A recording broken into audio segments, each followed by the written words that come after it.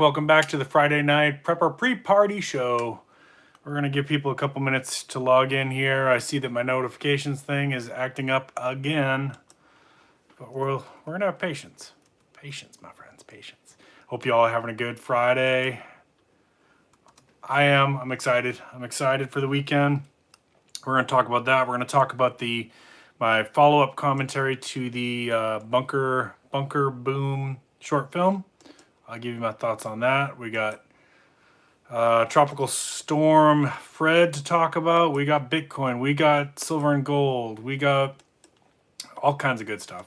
I have lots of stuff to talk about tonight, but I am waiting till those notifications go out, and there's a way that I monitor if it's gone out. I am not seeing it. Welcome to my nightmare. Oh man. This is so frustrating. I don't understand. And I picked this time because, like, you know, I really researched when the other channels were on and when they were doing their live streams, because I try to be courteous to that. You know, obviously you can't. Okay, there we go. Notifications going out. Obviously you can't. You know, you can't. I follow over 1,000 channels. I follow probably about 200, 250 pretty closely. Yeah, I can't, you know, avoid every possible person that I'm friends with, but I do my best. I do my best. And so that's why I chose this time. And that's why I chose that Tuesday lunchtime one too, which we will eventually get back to. So we'll, I'm still kind of in between at work. I guess I'll do the update with that first. Let me see if I can fix this camera just a little bit. It's a little bit better. I'm still doing the part-time at my old job, part-time at my new job, helping out the old job, trying to make that transition, terminating with my patients over there, starting with new patients over there. So I've got a lot going on in the workplace, and it is really, really hot right now in South Carolina. So it's just, you know, doing the best I can. That Tuesday lunchtime one will eventually come back, but for now, it is what it is. If you're checking in, you know, just let me know in chat if you're here. I really appreciate that. We'll give people a couple more minutes. Wow, this notification thing is really, really getting on my nerves. See, I can check it on other devices, and that tells me if it's gone out. And it's weird because, like, on some it has and some it hasn't. I got the chat up so I can see if anybody checks in. That is so frustrating. Does this happen to anybody else out there? If you're a content creator and you're watching this, like, do you ever have this that, you know, you put up a channel and you put up a video and the notification, you know, your fans, your audience is telling you they're not getting the notifications? I also noticed, okay, I see a couple more notifications coming out now. Okay. See, I can check it on other devices. That's the thing. I also noticed that bug is back too, right? Like the bug where, you know, I watch somebody's video, I comment, I give a like, a thumbs up, or whatever you call it. And, you know, you go watch another video and then I go back. Guess what? They're taking it down. So all of that is extremely frustrating. Family Man Prepper, it's good to see you. How you been this week? You got any good plans? All right. We are just about ready to go. All right, I'm going to go ahead and get into it, and hopefully people will join in with us. Hey, Silver Scorpion. Hey, Bacon. It's good to see you guys. Yeah, so tonight I'm going to go into... Got a couple things. We're going to talk about a program in one of the cities in Virginia that is going to be doing like a kind of a universal basic income thing. We're going to get into that, and I'll give you my thoughts on that. I've got some suggestions on like learning the stock market. We're going to talk about crypto. We're going to talk about silver and gold. We're going to talk about a little bit about Fred. There's not a lot to say, but we'll talk about that real quick. And then finally, the main event is I will get into my thoughts on, hey, SilverStacks Prepper, how you doing, Big Mike? And then I'll get into my thoughts on the bunker boom. All right, so let's go ahead and get started. If you're brand new to the channel, thank you so much for giving us a try. If you like what you see, please consider subscribing. If you're returning to the channel, thank you so much. Don't forget at some point during the video if you give me a thumbs up, I really would appreciate it. Now, let's go on to the first thing. So universal basic income. So I have said before that whether we like universal, yeah, it is so hot, man. It is so hot. I'm really like dying here. I can't. I love South Carolina. I can't not stand South Carolina in August. It's so hard. And growing up in Massachusetts where it was much cooler, like I really, you know, I love outdoor activities, but it's hard to enjoy outdoor activities this time of year. All right, so I've talked about my thoughts on universal basic income before. I used to be really against universal basic income. My thoughts on it now is it doesn't matter if I'm for it or against it, because it's going to happen at some point one way or the other. And the reason that I think that it's going to happen one way or the other is as we move towards a world of more and more automation, more and more people are going to get displaced out of jobs. I do think. Now, I don't know if we'll see this in my lifetime. I don't know if they'll see this in your kid's lifetime. I don't know if you'll see this in your grandkids' lifetime, but I think we'll reach a point where most people are displaced from their work if humans live long enough, right? So what will happen then? So you can't have, you know, 3/4 of the world unemployed. You just can't. People, it would be chaos. It'd be complete anarchy. You'd have, you know, people everybody would be trying to steal food, right? I mean, not everybody, but a lot of people would be trying to steal food. So the way that you quell the masses, of course, is to appease them with the universal basic income. So I do think one way or the other, if humanity lives long enough, we will see universal basic income. Okay, doesn't matter what I personally think about it. My personal opinion, coming from the field of psychology, is that humans do better when we are active, when we're working, when we're creating, when we have something that we look forward to, when we have ambitions, when we have dreams, right? And you know, if you don't have places for people to work, that will also have a mental health toll, which I'll probably need to do a video on that at some point. I don't know, down the road. We'll get to that eventually. But there's a pilot program going on in Virginia City. Now, when I first heard this, I heard it on the radio, and I thought, what in the heck are they doing? That, you know, where are they getting this money from? They're going to give the way they said it on the radio is that they were going to give $500 a month to everybody living in Alexandria. And I'm thinking, wow, where are they getting that money from? And hey, if you're looking for an extra $500 a month, why not move to Alexandria? You can think about that. And then I dug a little deeper, and that's, you know, the way it was portrayed on the radio is not what they're really doing. This is only going to low-income families. So you can look up this story on npr.org. The title of the story is Pilot Program in Virginia City will give $500 a month to low-income families. You can check that out. The mayor is Justin Wilson. This is a 2-year pilot program, and they will be giving it to people of low income in the form of debit cards. They can use it any way they want. The idea that they're trying to do is to see how this does with fighting poverty, no strings attached. Oh, wait a minute. Oh, okay. So this is even, you dig a little bit deeper and it's only 150 families. So the way this was portrayed on the radio is radically different than what they're actually doing. So it's 150 families. I don't know how are they going to choose that. Let's see. They're still working out the details.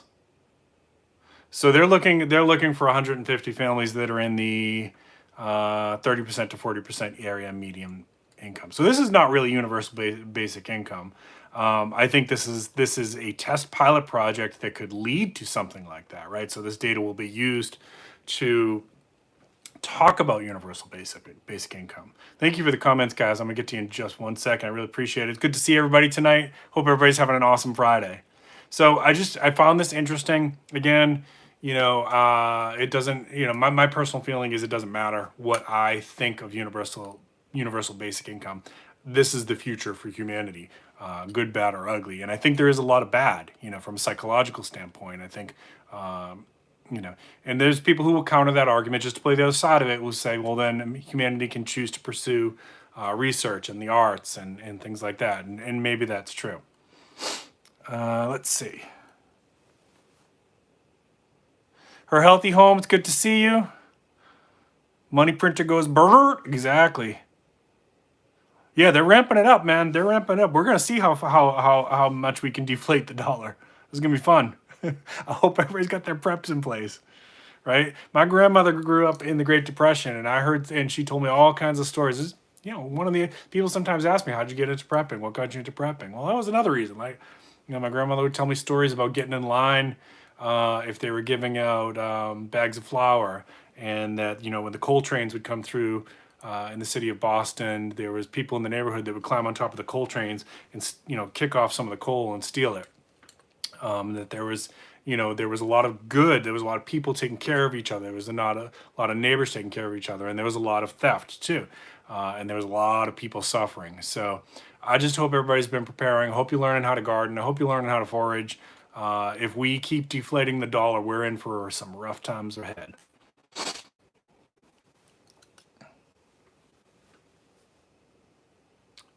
Frozen chocolate cheesecake bite. That sounds awesome. That sounds awesome, man. You should do a video just about that.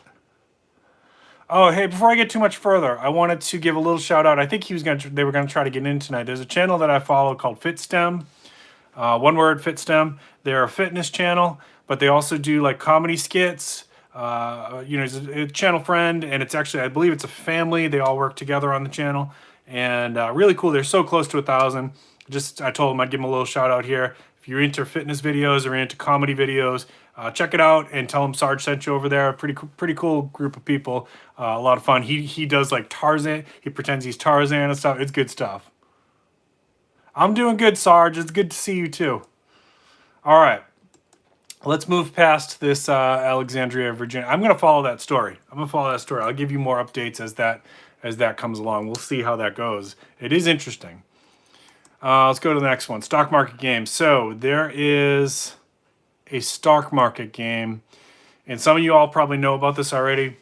As you know, Sarge encourages you to diversify your investments. Although I am not a financial channel, I'm not a financial investor. I'm not a financial advisor. I am just a YouTube clown who's here to entertain you. And this YouTube clown beat most of the big financial analysts last year. I made 40%. I also have an IRA with a company that I pay a lot of money to manage that IRA, and they made me about 18% last year. So this little YouTube clown is not a financial advisor, but I do encourage you to diversify your investments. And there's a website called howthemarketworks.com where you can learn how to use the stock market. You will get $100,000 in virtual currency. I've done this a couple times. It's really fun, and you can invest in anywhere you want. You can go super risky. You can invest in like S&P 500 companies. You can invest in, you know, however you want to do it. You can invest in tech stocks and see how you do. And I think there's no limit to how often you can play this, as far as I remember. In fact, I'm probably going to start up a new game soon. I haven't done it in a while. But I think you get some tips in there too, kind of make some suggestions and stuff like that. So a lot of people, when I talk to them about this stuff and I say, hey, you know, check out this company, and have you looked at, you know, the dividend on Coca-Cola and things like that, and they'll say, I don't know. I get really intimidated I don't know how to do the stock market game. I don't know how to invest. I don't know what to do. Well, here we go. It's a free way to learn right there. howthemarketworks.com. So go ahead and check that out. All right. Next one. How are we doing? 8 o'clock. All right. You guys know I try to wrap it up by 8:30. Next item on the agenda, my friends, is, okay, so we've been talking about the rent situation, and they kicked that can down the curb to what, October? The rent moratorium, which will help a lot of people from going homeless, and I'm happy about that. But as I've been telling you, I am worried about the landlords too. Like, out of all the businesses, landlords have probably gotten, in my opinion, one of the worst deals out of this. They were told, too bad, so sad, you don't get paid. Sorry. And most landlords in the country, contrary to popular belief, most landlords in the country are just mom and pops that own an extra property and they rent it out. And so is that fair for them to be screwed? You know, no, it's not. Is it fair for, you know, people to end up on the street? No, that's not okay too. You guys know I have a deep, passionate care about the homeless population. So I got a resource for you. All right. Get your pens ready, okay? Now this is, if you know a landlord, I want you to share this with them. If you know somebody who has really met unfortunate circumstances and fell behind in their rent, and maybe they lost somebody because of COVID or whatever, you know, there's a lot of reasons why somebody could have gotten really far behind. I want you to share this with them. So you ready? Get your pens ready. Here we go. Consumerfinance.gov, okay? That's the website, consumerfinance.gov. Now, if you go to that website, you go to the top of the page, it says, learn about mortgage and housing assistance during the you-know-what national emergency. You click on that little link. It's going to break it down by state, and you can get help for landlords and for renters, okay? So here's what you need to know. There is $45 billion. $45 billion available, and it's not getting spent. Why is it not getting claimed? Well, the paperwork is really challenging, right? And they want you to dig up a lot of information like your birth certificate and things like that in some cases. It may vary by state. I don't know enough about it to say whether it does or doesn't, but I'm giving you the resource so that you can go and research this and find out what your state requires, how to apply for it. Please, please. I very rarely ask people to share my videos unless it's important information that I think is going to help people. Share this resource, okay? Consumerfinance.gov, G-O-V. All right. Let's see. Oh, her healthy home. You can. Thank you. Thank you so much. Appreciate that. Yeah, you're right, Sarge. So the only thing they can do here while everything's getting unraveled is try to keep kicking the can and hope that it's a slow. They need certain health issues to die down enough, and they need enough. There's a lot of complex things that are keeping us in this bad state. They need more people to go back to work, and they need the health issue to get less intense. I'm being really careful about this because I know of several channel friends that have gotten slapped around just for giving information. And I'm not saying right or wrong information, just sharing information from medical journals, things like that. So I'm being really careful about those. Yeah, so there's a lot at stake here. They need to check out this Dan. Many others. Okay, I'll check it out. Cool. Thank you, Sarge.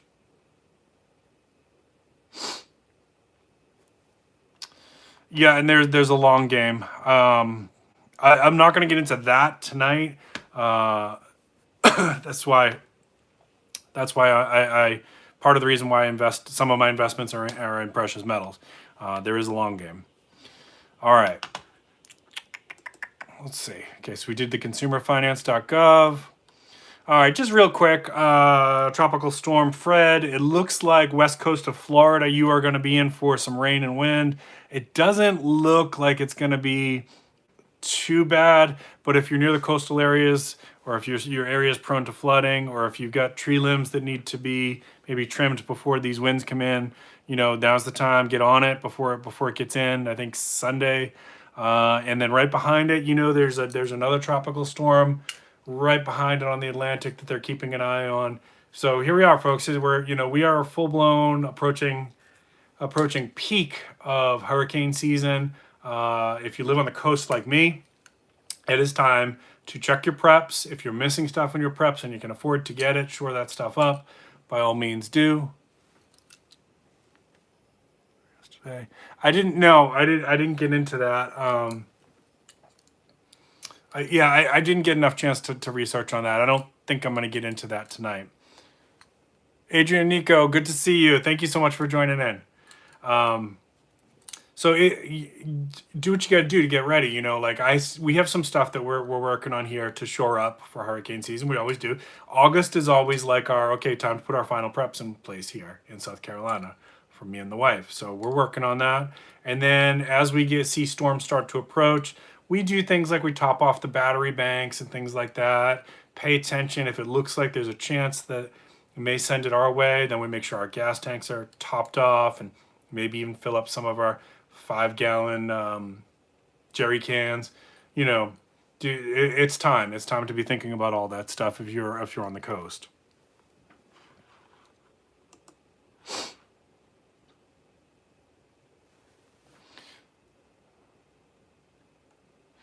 Sarge, can you send me that story? I'd like to look at that.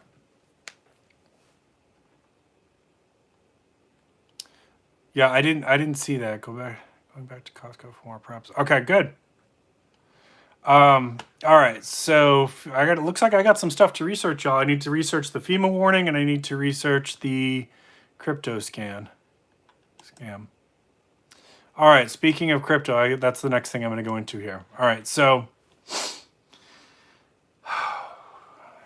Securities and Exchange Commission Chair Gary Gensler has recently made some statements about that he wants more protections put on for the investor, more regulations on cryptocurrencies. Okay, where can you find this story? Well, there's many places, but the one that was Bloomberg.com is where I went for this one. And the name of the article is New SEC Boss Wants More Crypto Oversight to Protect Investors. Now, here's the thing. If anybody asks me, I do a little bit of crypto flipping. I don't think about crypto long term for me personally. Other people do. For me personally, I flip the currencies around, and I use it to make a little extra profit on the side, right? It's a little way for me to I buy them when they're low, sell them when they're high, flip them around with a couple different ones. The cryptos, here's what you need to say. If anybody asks me about it, like, hey, I want to get into Bitcoin, I want to get into Dogecoin, I want to get into Ethereum, I want to get into Litecoin, I'm going to tell them, first of all, what I found out day one of investing with them, it is very, very volatile. One of the most high risk for spending your money, right? So are you okay with, like, if you dropped $500, $1,000, I don't know what your budget is, right? If you dropped that in one night, how are you going to feel, right? If you can't tolerate that, maybe that's not the place for you to start. If you are okay with that, right, and you're okay with, the risks with it, then start small, right? And you can buy fractional. You can buy fractional Bitcoin. You can buy fractional Dogecoin. Well, it's only like what, 25 cents a coin right now, but you could, you can buy fractional of all those things on a lot of the apps, such as Robinhood. That is not an endorsement for Robinhood. That is just an example. And I think anyone who gets into it for more than a day soon realizes, like, it is extremely volatile. Cryptocurrencies, it is extremely risk oriented, which can mean high rewards too, or it can mean you lose a lot of money. And so one of the things that people like about cryptocurrencies, one of the reasons that cryptocurrencies is so popular, is because it doesn't have a lot of oversight. It is basically, if you use certain technologies, it is an anonymous form of currency. But there are some people who don't like people having anonymous currency. They want to know exactly how much money you have in your pocket right now. That's their business, right? That's how they see it. So of course they want more oversight on it. And again, I'm going to say the same thing as I said with the universal basic income. It doesn't matter what Sarge thinks, okay? It doesn't matter, because they're going to do it anyway. They're going to do it anyway, okay? So, and people say, no, there's no way they can regulate, Bitcoin, for example. Okay, we'll see. We'll see. There are rumors that there's various governments, including possibly the U.S. government, developing their own digital currencies. Okay, so there may be a lot of people who like cryptocurrencies and say, well, I'm only going to invest in, I'm going to make one up, Sarge coin, right? I'm only going to invest in Sarge coin because Sarge coin is anonymous, and I don't need, anybody knowing how much money I have in my Sarge coin. Okay, that's fine. But you also know that like 99% of the general public is going to go with the government one. Okay. 1% is still a lot of people. And you may say, no, that's not true. Everybody I know is not going to go for that. But the 99% are, right? So if there's a government digital currency in the future, if there's a government and they say it's backed by the full faith and trust of the U.S. government or whatever, most people are going to go that route. And they can track a lot of it that way, okay? So of course they want more oversight, All right, let's see. Oh, the FEMA warning was there. Oh, okay, yes, I did know. Yeah, I do want to talk about that for a minute. Thank you, preparedness guy. Yes.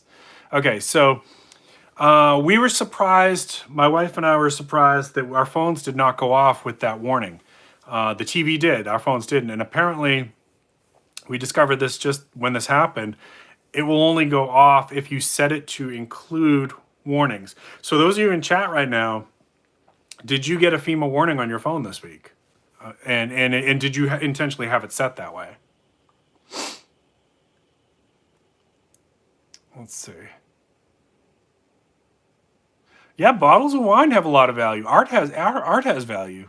And we switch to crypto. Those assets are going to go. Physical assets, certain physical assets. I agree with you. Certain physical assets are going to have. I can't promise you the future, right? Like, so I'm going to say my personal belief is that certain physical assets are worthwhile for me personally to hold. Precious metals being one of them. Yeah, so the Digiyuan, China will probably get to it first in terms of a government digital currency, but I think others will follow. Silver Scorpion, thank you so much for stopping in. Appreciate it. Yeah, so her healthy home, we learned this week that you have to have your phone set to also have the warnings. So now, if it had been an actual test, right, an actual emergency, supposedly all phones would activate. But for the warnings, I think my wife looked into it. She said there's a setting that we didn't have turned on, and unless you have it turned on, you didn't get the warning. But it was on TV, she said. I didn't catch it. She was working from home, so she did. When is the superior Sarge coin gonna come out? Hey, if I had those kind of technical skills, brother, I would be on it. I do not. Now, my brother, maybe he could come up with something like that. My brother's a really good programmer. Freedom Seeds, Fire Sticks, yeah. What? My work phone is set to opt into alerts, and you didn't get that. Oh, preparedness guy, that's interesting. Okay. All right. Well, that's interesting. That's interesting. And a lot of people, after 9/11, a lot of people said, why didn't the National Emergency Broadcast System activate? And I don't know if we ever found out the answer why. Like, who's the person that's responsible for that? Like, there has to be somebody in the government that it's like, it's their decision and their responsibility to say, okay, now activate the Emergency Broadcast System. Good thing it was only a test, right? All right, next thing. How are we doing? 8:14. We're running out of time. I got to get to the main event here, folks. Let's see. All right, one more thing, and then before I get to the main event, this is real quick. There is a gold asteroid out in space. There is an asteroid out in space named Psyche, Psyche, and there is enough gold on there. It is worth. I don't even know what this 700 quintillion in dollars, if the equivalency. Everyone, if they were able to mine this thing, everybody on Earth would have $93 billion in gold, which would basically collapse the entire world economy and make gold completely useless. Now, there are people who are thinking about how do we mine this. And if that ever does happen, that will completely devalue gold, right? Good news is, for those of us who like gold, that's not going to happen anytime soon, okay? We're not even close yet to being able to land somebody on Mars, let alone land on an asteroid with autonomous robots or people and be able to mine it and get it back. Like, the technology is not there. Gold is, in my opinion, still okay for a while. I just think that's interesting. You can check that out. So if you want to find that one, just search Google gold asteroid. All right. Yeah, don't forget, if you guys are enjoying my content, please smash that like button. I really appreciate everybody so much. I am about 100 hours away from being able to apply for monetization. So with a little bit of luck, and a little bit of love and support, I might be able to apply next weekend.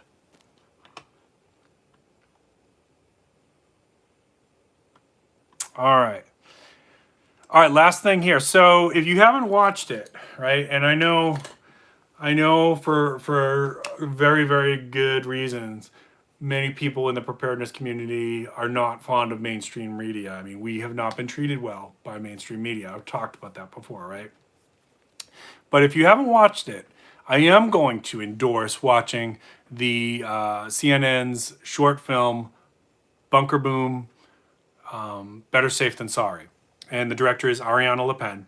Now, I approached this, you heard me talking about this last week. I approached this film with a whole lot of skepticism based on how the preparedness community has been treated in the past. I expected that it was going to be like just another hit piece where they, you know, ha ha ha, look at these silly preppers, you know, with their toilet paper, and, you know, it was not done that way at all.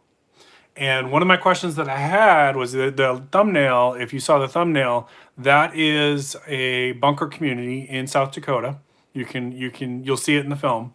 And I think she chose that place as one of the primary places to do the interviewing, because it is interesting. It's I think it's abandoned government bunkers that went up for sale, and probably some private investors bought it. And now that, you know, you can buy one. You can buy one. They're looking for people to buy them.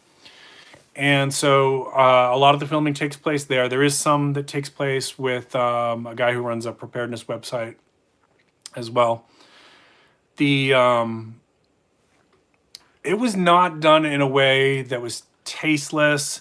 It was, hey, Stuart, it's good to see you. It was not done in a way that I felt was disrespectful.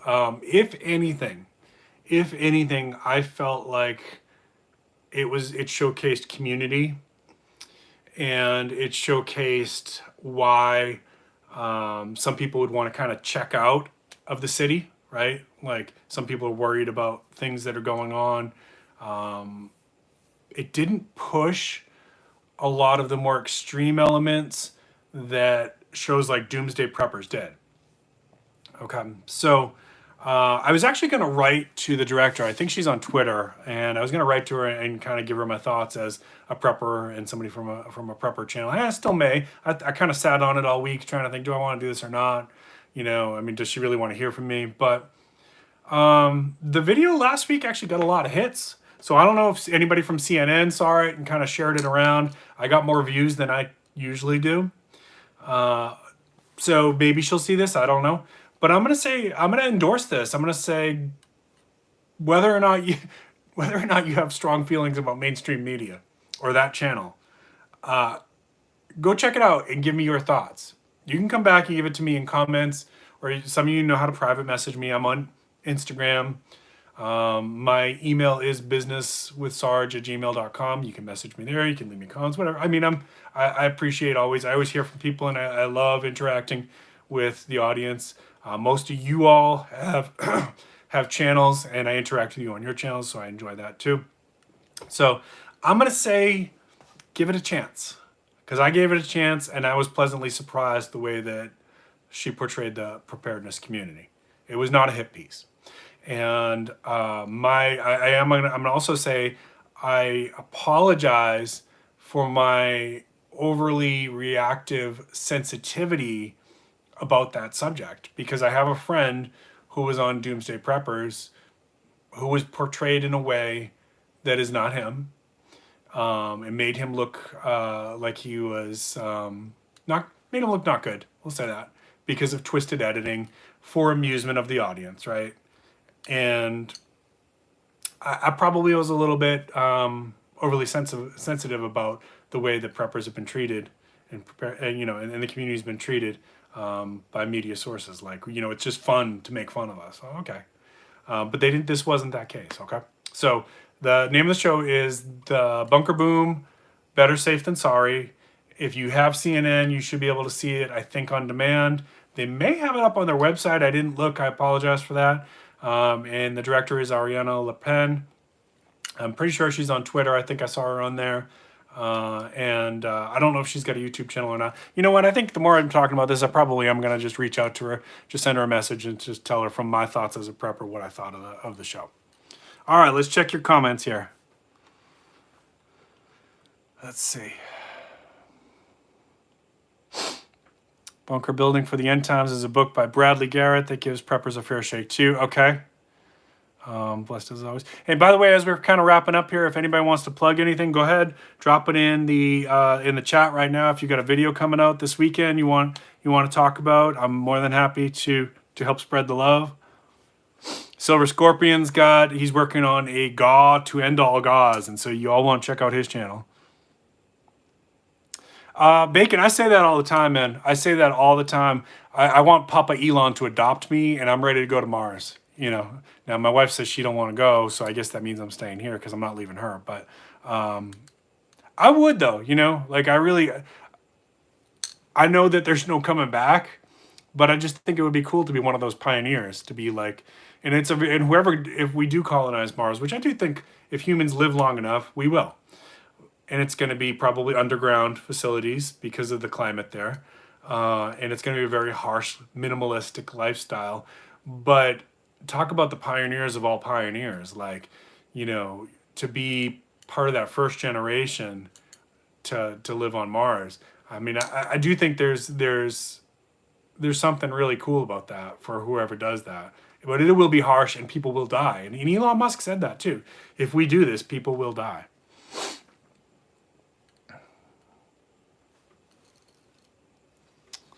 Crazy for doing that Doomsday prepping. I lost my spot. Okay. And the problem is, yeah, so I mean, and I don't even love the word Doomsday prepping. I use it as a marketing tool sometimes, but it's I tend to focus more on the storms, food self-sufficiency. I do think we're heading towards a recession that's going to make, this is me personally, I think we're heading towards a recession that's going to make 2008 look like a walk in the park. You know, as far as like EMPs and stuff like that, I think it's fun to talk about stuff like that. I don't go out of my way to prep for that. I have, you know, I might have, not really, you know, like I don't even have anything that would protect my stuff during an EMP. I don't think about that. Do I have stuff that I could live primitively, like, you know, candles and garden seeds and things like that? Yeah. But I don't go too far beyond that. I think it's fun to talk about the zombie apocalypse. I do think it's fun to talk about like the AI, the emergence of AI and what that means for our future and things like that. But I don't really love the term doomsday preppers. To me, it's just like a marketing thing because that's how people search for us. Adrian Nico's got a live workout tomorrow morning, 7:45. Ooh, man. I might still be sleeping then, and if I'm not sleeping, then I'm going to be getting ready to mow my lawn. But I will watch it on the recap, and anyone who's looking for a workout in the morning, please go check out Adrian and Nico's channel. They've been very, very good friends to my channel for a long time. Thanks for the comment on my short. I think the tube ate it. Oh my gosh. Stuart, man, I am so sorry. I am so frustrated with this YouTube disappearing comments thing. I'll watch people's videos fully, comment like near the end of when I'm watching it, and then sometimes I even go back and do like the rewind thing to see if it's still there. It is so frustrating, but thank you. I'm glad you did see that I did try to comment. Yeah, go ahead, Bacon. Let's see what you got. So thank you, Preparedness guy. I'm close. I'm close. And you know what? When if I get approved for the partner program, I know it's not a ton of money. I mean, I may make $35 to $100 a month, right? Like I don't have illusions that it's a ton of money, but it helps because you guys know you're all content creators, or most of your content creators. You know, there's a ton of time that goes into these channels, and to be able to sustain that and know that at least I got a little bit of money coming in would definitely help.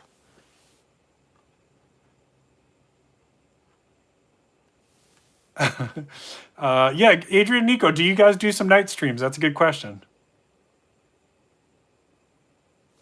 I hope I can sleep in a little bit, but the problem with that, her healthy home, is I'm going to pay the price. Being in South Carolina, you know, it's the longer I sleep, the hotter it's going to get, and I got to get that lawn done. Oh man, Sarge, so were those my comments? See, now I'm starting to feel like that I'm getting picked on by the overlords. Was it, Sarge, was it my comments that got deleted, or was it just comments in general? Hey, MBTV, thank you for joining in.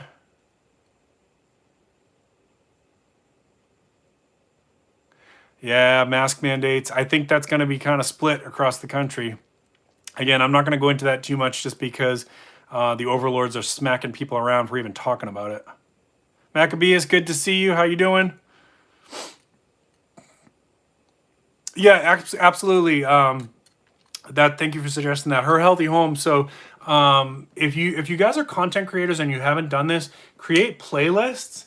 And what that does is if somebody is liking your content and they want to support you with watch hours, they can go in and watch some of your playlists and just rack up hours and catch your content. It's really helpful.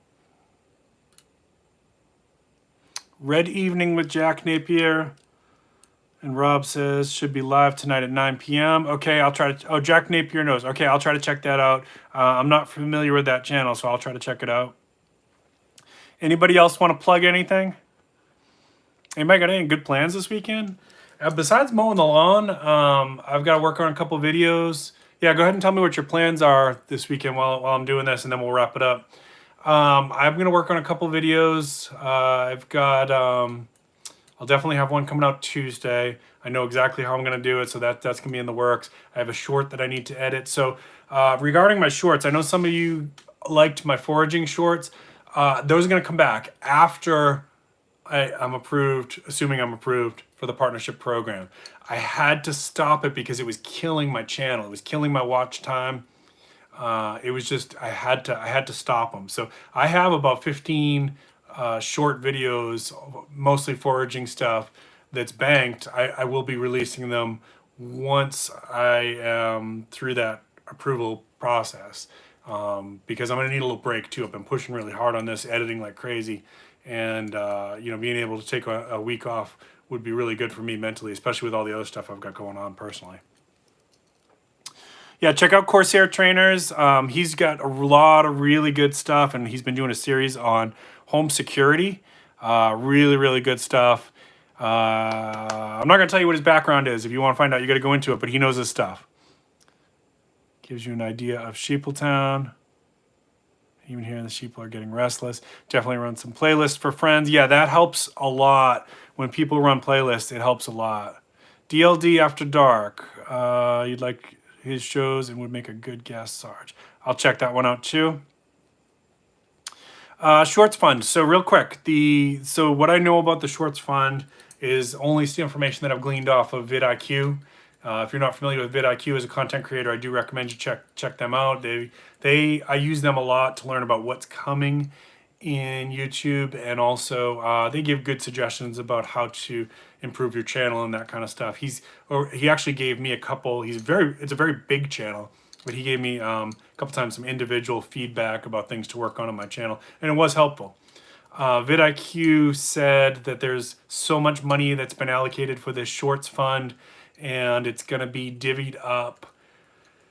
I think the max you can get in a month is 10,000, and it's going to be divvied up among the best performing shorts in that niche. Okay, so if I understand that correctly, best performing. So I don't know that I'm ever going to see any of that. I think you're probably going to have to get in a month. This is just me guessing. We'll have to see how it plays out, but you're going to have to get, I think, million or more views in your niche to see some of that money. But maybe I'm wrong. Maybe I'm wrong. But the shorts have other value too. Like they do. When I was releasing the shorts, I was getting more subscribers, so that's good.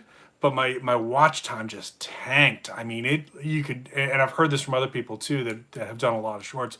Like you literally see the numbers dropping off the table. Part of the problem with that is when people watch shorts from the short shelf, right? So you know what I mean by the short shelf. Like when you're scrolling through your phone, there's that section that's just all shorts. That's called the short shelf. When people are watching it on there, that does not help your monetization time.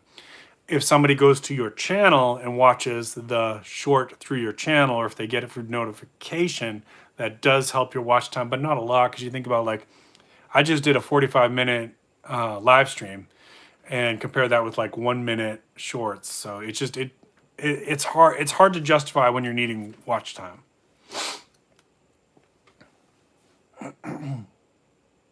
Yeah, I could put some kids to work. I need some kids to do some editing for me.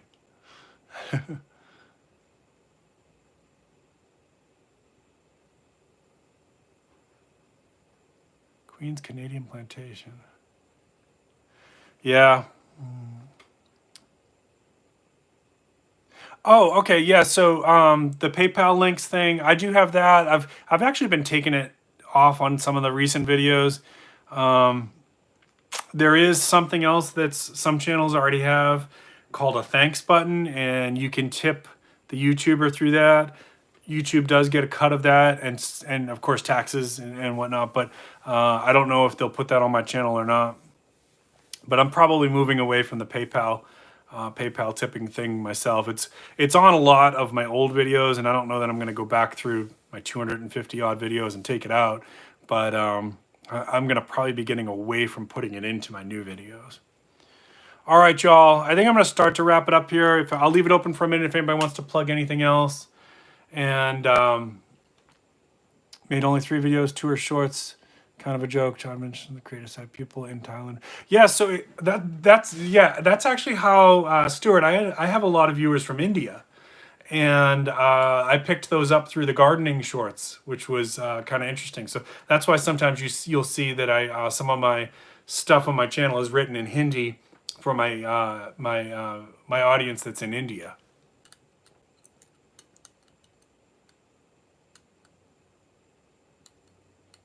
Absolutely, her healthy home. All right. Yeah, you guys have a blessed weekend. Stay safe out there and have fun. Hug your family. If you're a person of faith, again, I ask for your prayers for trying to get those translators from Afghanistan home. If you haven't been paying attention to the news, things are looking really, really wild in Afghanistan. And we're trying to get people, not just the translators, there was other people there who helped us build things, doctors, nurses, whatever. We're trying to get them out of the country. So if you're a person of faith, please join me and that they can get out of there into safety soon. And you know what? I'll pray for peace for the entire country too. It's a mess. All right. Y'all have an awesome, awesome weekend. Thank you so much for joining me for Party of Friday night. Lots of other good streams coming up tonight, so stay tuned for that. Keep planting your seeds. Keep stacking your silver. This is Prepping with Sarge.